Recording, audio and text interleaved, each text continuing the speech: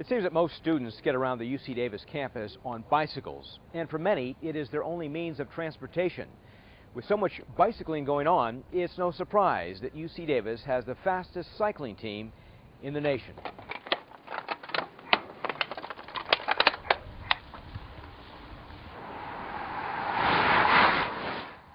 These UC Davis students know what hard work means, both in the classroom and on the pavement. The quest for the National Collegiate Cycling Championship began last fall, when both the men and women's team trained relentlessly, pushing themselves to exhaustion. Knowing how to climb efficiently and how to descend mountains at high rates of speed require a recipe of good techniques and sheer guts.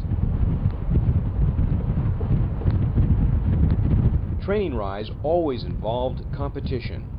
College cycling teams are not subject to the same stringent rules that the National Collegiate Athletic Association has in place for athletic teams because they are considered sports clubs. Ready to ride. As a result, both undergraduate and graduate students can participate, including those who race professionally.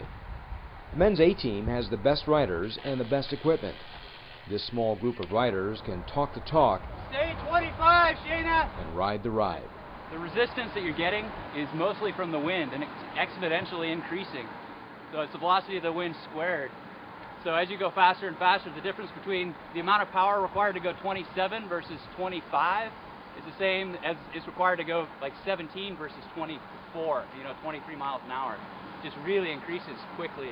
So the mechanics of how you're on the bike in these aero positions with aero wheels, things like that, they really play in. Pulling right. Moore, an exercise physiology graduate student, leads by example. He trains as much as his schedule allows. Give me 1 more minute here. This day he is at the UC Davis Medical Center's Sports Performance Center, where he and his coach carefully monitor his power gains over a season of training. You got 1 more minute in you? Hope so. All right. Many members of the team take advantage of this high-tech equipment to measure their endurance levels during the season. Judd Sickle, the team's head coach and biomedical engineer, says one of his goals is to optimize the athletes' training, given the constraints students have with their academic schedules. We can monitor their fatigue levels a lot more efficiently and effectively than somebody that doesn't have access to this sort of environment. There is no performance-enhancing drug testing among college cyclists. If anything, most of the collegiate students are so broke that it's hard enough to get them to eat well. So the idea of paying extra money for extra help is furthest from their mind.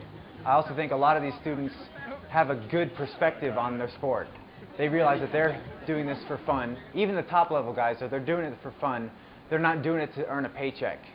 And the glory versus risk is not, it's just not there. But there a number of your A-team members want to continue and get better and pursue pro cycling when they get out of college. Yep, and I think they understand, and it's something I'll talk about in the meetings a lot, they understand that if you can't get to that level completely clean, then you have no point at that level anyway. If you don't have the genetics and the training mentality, you're not going to get to the pro level. Well, cyclists are so concerned about losing weight all the time, and it's like, I think the only sport where men are really, I mean, maybe except for wrestling, men are so concerned about being lighter. And so are women, but I think women kind of end up just being like, this is my body type, I'll take it. And the men kind of stress out about it a little bit more. I don't know what I'm pulling, you guys. Racing at any level takes work, both in training and in setting a strategy. For the Nationals, the UC Davis plan was all about team unity.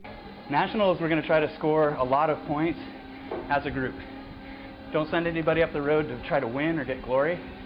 Try to put everybody as high as possible. So work as a team for that. It turned out that the women riders played a very significant role in securing the national championship.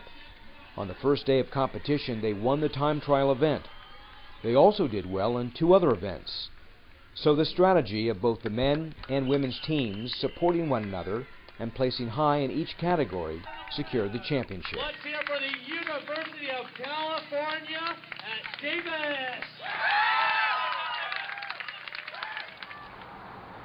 Marissa McAdler's success in the time trial didn't hold in the road course. A massive crash took out a number of riders, including McAdler. She suffered a fractured pelvis and was airlifted to the local hospital in Lawrence, Kansas, where the national championship race was held. Slowly recovering, Marissa is back in the saddle again. Being a part of a national championship team is pretty amazing. It was a huge accomplishment for us. We all worked really hard to achieve it. We all contributed. It was a lot of work, but it was very rewarding for us.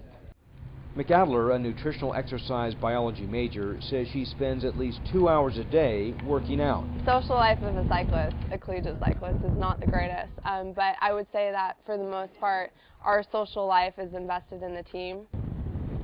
Super hill climber Steve Day also struggles with his academic workload. Being a mechanical engineering major, Day says it's all about self-sacrifice. Balancing school and cycling is it's difficult at times.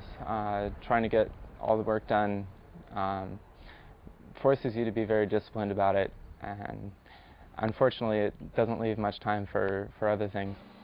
Another team member, Shayna Summers, a women and gender studies major, says grappling with how to manage time is a challenge for student athletes. How to fit training into your class schedule, and one of the ways we do that is we schedule our really hard courses during the fall quarter, because the racing season goes from mid-winter through spring. So if you want to take a lot of units, you take them in the fall. Men's A-team sprinter Mitchell Trux says that if the truth be told, cycling gets the edge over the books. Well, as long as you promise not to tell most of our professors until after the grades have been administered, I think some of us might admit that we may spend more hours on the bike than we do on the books. Winning the Nationals is just one accomplishment in a list of many goals this team still wants to achieve. In particular, the riders on the men's A-team want to eventually become full-time professional cyclists. The question is, are they good enough? We have an enormous amount of talent in that A squad.